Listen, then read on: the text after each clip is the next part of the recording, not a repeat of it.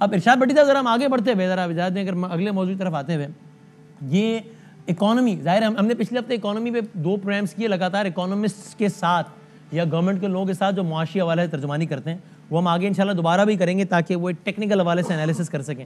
لیکن ہم ایک عامیانہ انداز میں اگر آپ لوگوں سے پوچھوں، آج جس طرح حماد حضرت صاحب نے کہا، اسد عمر صاحب نے کہا، جناب 5.37% تک ہماری جی ڈی پی گروتھ چلی گئی ہے، اور پھر باقی بہت سارے نمبرز گنوائے کہ انڈسٹریل گروتھ جو ہے وہ اتنے سالہ ہائی پر ہے، اور ایکسپورٹس اور وہ سارے معاملات. اب اگر بالکل ہم ظاہر ہم میں سے کوئی بھی معاشی ایکسپرٹ نہیں ہے، لیکن کیا آپ کے تجزیے میں ٹیکنیکلٹیز کو چھوڑ کر بھی ویسے آپ کو لگتا ہے کہ معاشی حوالے سے بہرحال بہتری آنا کچھ شروع ہوئی ہے، بہتری کے آثار ہیں، یا یہ صرف اعداد و شمار ہی ہیں بس؟ دیکھیے، اللہ کرے یہ اعداد و شمار نہ ہو، اللہ کرے یہ حقیقت ہو، اللہ کرے کہ یہ سچ ہو، اللہ کرے کہ میرا ملک 5.3 5.7 6.7 7.8 8.7 تک جائے، آگے جائے. صحیح ہے، اس میں تو کسی کو کوئی نہیں ہے کہ معیشت نہ آگے جائے، انڈسٹری آگے نہ جائے، کاریں آگے نہ جائیں، موٹر سائیکل آگے نہ، جو بھی ہے. لیکن میں حماد حضرت صاحب، اصل میں یہ لوگ ہیں گراؤنڈز ریالٹی سے کٹے ہوئے لوگ ہیں. یہ اپوزیشن ہو یا حکومت ہو، ان کے وہ مسائل ہی نہیں ہیں جو ہمارے مسائل ہیں. میں اکثر کہتا ہوں پیپلز پارٹی کے بلاول بھٹو صاحب ہوں یا زرداری صاحب ہوں، یعنی زرداری صاحب تو پھر بھی تھوڑی سی اسٹرگل کر کے آئے، تو ان کو سندھ کے گوٹھ میں رہنے کا اتفاق ہی نہیں ہوا. اس نلکے سے پانی پی کے یہ اگر صبح تک ڈائریا نہ ہو تو مجھے پکڑ لیں.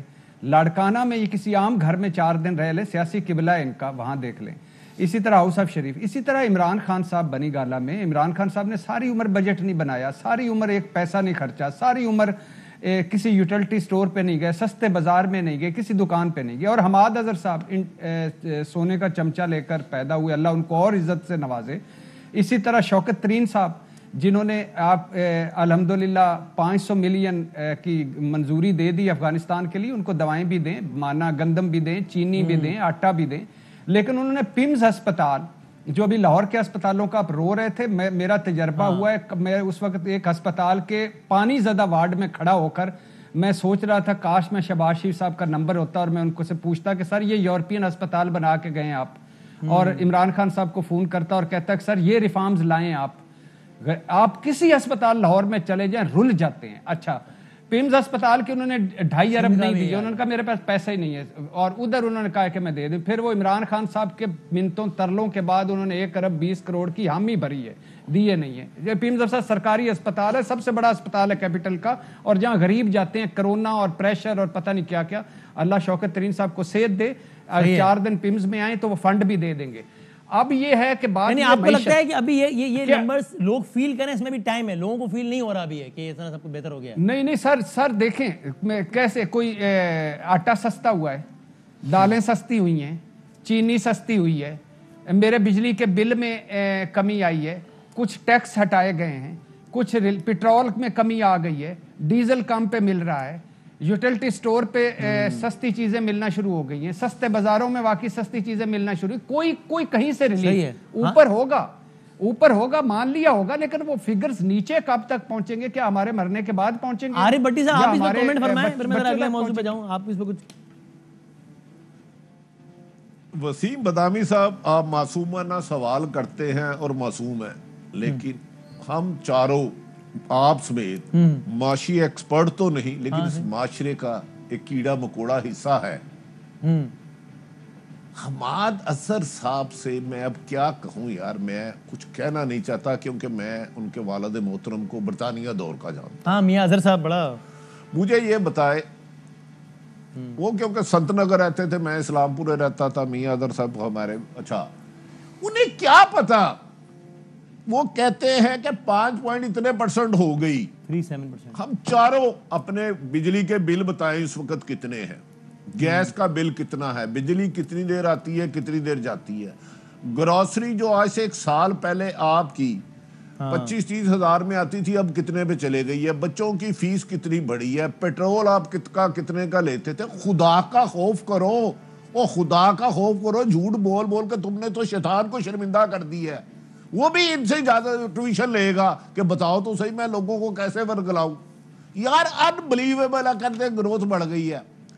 آپ سروے کریں، صبح نکلے اور ہر آدمی سے پوچھے بھائی آج سے 5 سال پہلے کیا حالات تھے، آج کیا تھے، مفت خرید کیا تھی. ہاں اگر یہ وہ کہہ رہے ہیں کہ معاشی گروتھ 5 سال پر، ہو سکتا ہے یہ 2-3% جس میں احمد اظہر صاحب خود آتے ہیں ان کی اس سے 100 گنا زیادہ بڑی ہو، اس میں دو رائے کوئی نہیں ہے، 1000 گنا زیادہ بڑی ہوگی. میرا گارڈ بیچارہ ایکسیڈنٹ سے گر گیا، 3 ہسپتالوں میں چکر لگایا، کسی نے ایڈمٹ نہیں کیا، بیڈ نہیں ہے. آج جس میو ہسپتال کی بات کر رہے ہیں نا، جس کے قریب یہ بلاسٹ ہوا، ادھر بلے اور چوہیوں کا میچ ہوتا ہے روزانہ. یار کمال، آپ لوگوں کے زخموں پہ نمک پھیرتے ہیں کہ آپ کی معاشی گروتھ اتنی ہو گئی ہے. آپ معاشی گروتھ کے فگر نہ بتائیں. اس ملک کی 98% لوگوں کے صرف پیٹ بھر دے، خدا کا واسطہ پیٹ بھر دے. اور بیماری کی صورت میں صرف ڈسپلن پیناڈول ہسپتال میں یقینی بنا دے. میں کینسر کی بڑی دوائیاں نہیں کہہ رہا، صحیح ہے، اور میں کہہ رہا ہوں ان کے چولہے جلا دو. صرف میں یہ نہیں، چولہوں پہ قیمتی خوراک بنا دو، پاوے بنا دو، چھوٹا گوشت بنا دو، ٹکے بنا دو، کوا بنا دو. ان کو دال روٹی اور تھوڑے سے چاول دے. سید آپ نے کہا ہلکے کی سیاست کرنے والے سیاستدان شاید بات بھی دوسری کرتے ہیں. وسیم بھائی خود ابھی شیخ رشید صاحب کا ابھی جو انٹرویو میں دیکھ رہا تھا، اس میں ان کی گفتگو کا یہ خلاصہ تھا کہ بھائی معاشی حالات بہتر نہیں ہے، کرنے کی کوشش ہو جائیں گے انشاءاللہ، ابھی ہے نہیں. جی آپ کچھ کہہ رہے ہیں، پھر میں آگے بڑھاؤں. جی فرمائیے. یہ وسیم بھائی، یہ جو ڈونر فرینڈلی حکومت ہے اور ٹھیکیدار فرینڈلی حکومت ہماری ہے، اس میں ہم رزاق داؤد صاحب، خسرو بختیار، ان کے بھائی ہاشم بخت، ندیم بابر، ظفر مرزا، جہانگیر ترین اور فہمیدہ مرزا کو بھگت چکے ان کے کانفلکٹ آف انٹرسٹ میں. عمران خان صاحب کہا کرتے تھے کانفلکٹ آف انٹرسٹ کے حوالے سے قوانین بھی ہونے چاہیے. لیکن اب مراد سعید ان کے اپنوں نے بولا کہ ہاں مواصلات کمیٹیوں میں ٹھیکیدار بیٹھے ہوئے ہیں، پیٹرولیم کمیٹیوں میں پمپ مالکان بیٹھے ہوئے ہیں، ہیلتھ کمیٹیوں میں میڈیکل کالجز کے مالکان بیٹھے ہوئے ہیں. آپ اندازہ کریں. ایک دوسری جو آپ سے بات آپ کو شیئر کرنی، شاید آپ کو پتا ہو کہ آئی پی پیز، نجی بجلی گھر ڈاکے جو تھے، اس پر ایک رپورٹ آئی تھی. انہوں نے کہا تھا ہم سزائیں دیں گے، ایکشن لیں گے. وہ سزائیں اور ایکشن کیا لینا، وہ انہوں نے پیسے مانگے ہیں.